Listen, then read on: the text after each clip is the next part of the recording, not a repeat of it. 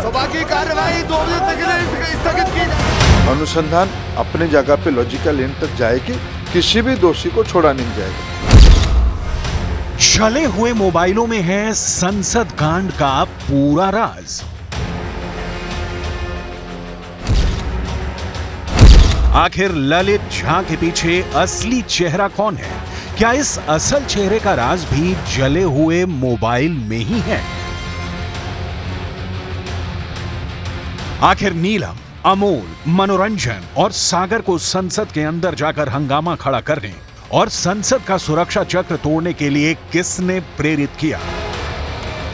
क्या इसकी भी पूरी जानकारी जले हुए मोबाइलों में ही है? अगर कई महीनों से संसद के अंदर उपद्रव करने की यह साजिश रची जा रही थी, तो इसका मतलब साफ है कि इन सभी मोहरों के पीछे कोई ना कोई बड़ा चेहरा जरूर है, क्योंकि संसद के अंदर घुसकर स्मोक स्प्रे का इस्तेमाल कर पूरे देश को हैरान करने की इतनी बड़ी साजिश किसी संगठन के आम कार्यकर्ता के बस की बात नहीं है।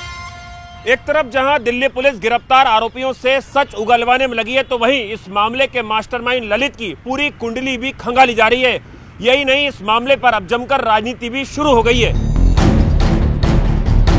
राहुल गांधी और बीजेपी के बीच अब ये मुद्दा सिर्फ संसद की सुरक्षा में चूक या शांति व्यवस्था को भंग करने या अशांति पैदा करने का ही नहीं है। ये सिर्फ संसद में उपद्रव का मुद्दा नहीं है।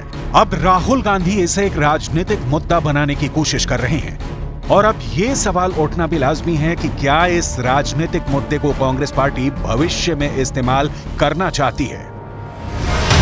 आखिर क्या है राहुल गांधी का वो बयान जिस पर बीजेपी का विरोध शुरू हो गया है? बीजेपी की तरफ से राहुल गांधी पर क्या पलटवार किया गया है? ये सारे बयान आपको सिलसिलेवार आगे दिखाने वाले हैं, लेकिन सबसे पहले बात करेंगे महेश की, क्योंकि पूरे मामले में सबसे ताजा गिरफ्तारी महेश की ही है। कौन है ये महेश और क्यों इसकी गिरफ्तारी को बहुत ज्यादा अहम माना जा रहा है, इस पर पहले बात करेंगे। महेश की लोकेशन राजस्थान के नागौर में पाई गई थी और इस संसद कांड में महेश का रोल संसद कांड को अंजाम देने वाले सभी उपद्रवियों के लिए रहने का इंतजाम करना था। इतना ही नहीं, महेश वही शख्स है जिसने इस पूरे मामले के मास्टरमाइंड कहे जा रहे ललित झा के साथ मिलकर संसद कांड आरोपियों के मोबाइल भी नष्ट कर दिए हैं। मामले को आगे विस्तार से समझने के लिए एक बार फिर पूरी घटना को समझना पड़ेगा।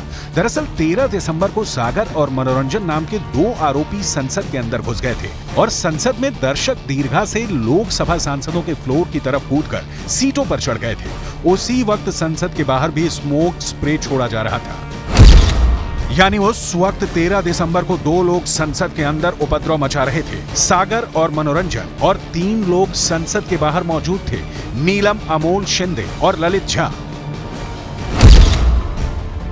अब बड़ी बात यह है कि बेहद शातिर ललित झा मौके से फरार हो गया था और वो सागर, मनोरंजन, नीलम और अमोल शिंदे के मोबाइल लेकर फरार हुआ था।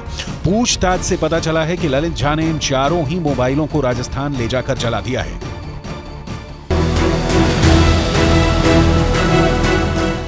जैसा कि आरोपी दावा कर रहे हैं कि यह मामला साधारण विरोध प्रदर्शन का है, तो आखिर मोबाइलों को जलाकर ललित झा और ये चारों आरोपी क्या छुपाना चाहते थे? दरअसल मोबाइल में ही इस पूरे मामले के बड़े राज छुपे हो सकते हैं और अब नष्ट हुए मोबाइलों के टुकड़ों से क्या कोई मदद मिल सकती है? ये भी बड़ा सवाल है। सवाल ये उठता है कि क्या मोबाइल में कुछ संवेदनशील दस्तावेज थे जिसकी वजह से मोबाइल को जलाया गया? क्या मोबाइल में कुछ कॉल रिकॉर्डिंग्स या कोई डिटेल सबूत मौजूद था जिसकी मदद से पूरे केस में मास्टरमाइंड तक पहुंचा जा सकता है, या कोई ऐसी जानकारी जो उस बड़ी मछली तक जांच एजेंसियों को पहुंचा सकती है? इतना ही नहीं, महेश वही शख्स है जिसने इस पूरे मामले के मास्टरमाइंड कहे जा रहे ललित झा के साथ मिलकर संसद कांड आरोपियों के मोबाइल भी नष्ट कर दिए हैं। इस फैन पेज का एडमिन कौन था, इसकी तलाश पुलिस कर रही है, लेकिन क्या इसी फैन पेज के माध्यम से लोगों को जोड़कर उपद्रव की साजिश रची गई? ये बड़ा सवाल है। इतना ही नहीं, दिल्ली पुलिस को कुछ सोशल मीडिया ऐप में ऐसे चैट भी मिले हैं जिसमें कि क्रांति करने के दावे किए जा रहे हैं। क्या इस तरह की कथित क्रांति से देश में हिंसा या उपद्रव पैदा करने की कोई साजिश थी?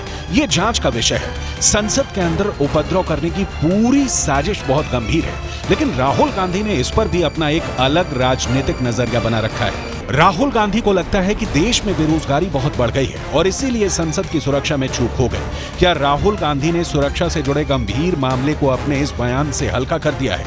ये बड़ा सवाल है। पहले राहुल गांधी का बयान सुनिए, फिर दिखाते हैं कि बीजेपी ने इस पर क्या पलटवार किया है। सुरक्षा ब्रीच हुई है, वो है, बट क्यों हुई?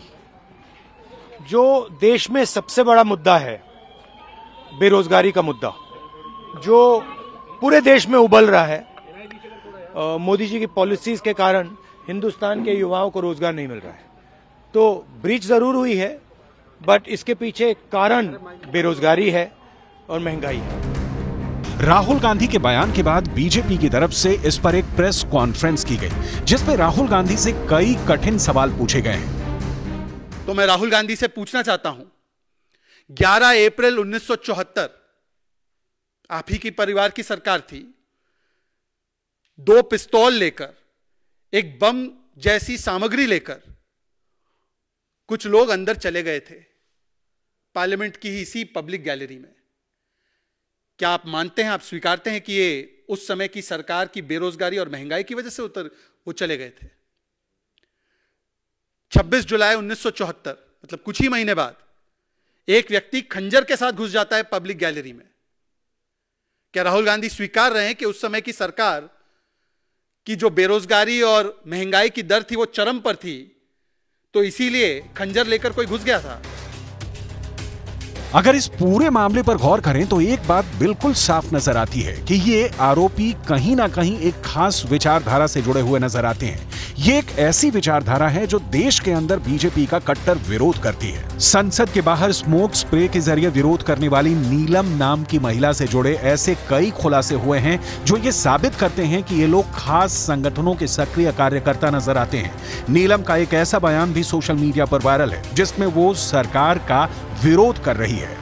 बीजेपी चल रही है तो हम सत्ता परिवर्तन करेंगे, या तो कांग्रेस को ले आएंगे या हम INLD को ले आएंगे। बीजेपी जितना क्रूर है, शायद दूसरी जो पार्टियां हैं वो इतना क्रूर नहीं है। वो थोड़ा बहुत जो गरीब किसान है, गरीब मजदूर है, उनकी कुछ बातें समझती है। अब दिल्ली पुलिस ये पता लगाना चाहती है कि क्या नीलम किसी संगठन की एक सक्रिय कार्यकर्ता है या फिर चरमपंथी विचारधारा से भी प्रभावित है। नीलम के और कई वीडियो वायरल हैं जिसमें कि वो किसानों के विरोध प्रदर्शन में भी नजर आ रही है। पूरे मामले में सवाल यह खड़ा होता है कि आखिर 13 दिसंबर को ही संसद में उपद्रव करने के लिए दिन क्यों चुना गया? 13 दिसंबर वो तारीख है जब पाकिस्तान के एक आतंकवादी संगठन ने भारत की संसद पर हमला करवाया था। तो क्या 13 दिसंबर को उपद्रव करने के पीछे मकसद ये था कि तमाम आरोपी 13 दिसंबर की घटना से काफी प्रभावित थे? अगर इन लोगों को सिर्फ विरोध प्रदर्शन ही करना था तो ये लोग किसी और तारीख को भी चुन सकते थे, लेकिन 13 दिसंबर को ही विरोध प्रदर्शन की तारीख के रूप में चुनना देश के खिलाफ किसी बड़ी साजिश का संकेत भी करता है। जैसे ही इन परपेट्रेटर्स के तार, इन पार्लियामेंट सिक्योरिटी के ब्रीच करने वाले इंट्रूडर्स के तार, जैसे ही कांग्रेस पार्टी और कांग्रेस पार्टी समर्थित कुछ उग्रवादी रेडिकलाइज्ड वामपंथी संगठनों से जुड़ते जा रहे हैं, तो ठीक वैसे वैसे कांग्रेस पार्टी उनके बचाव में उतर आ रही है। कुल मिलाकर 13 दिसंबर 2023 का यह संसद कांड साबित करता है कि यह सामान्य मामला नहीं है और इसके पीछे कोई बड़ा मास्टरमाइंड जरूर है जिसने कि इन सभी लोगों को मोहरे की तरह इस्तेमाल किया है।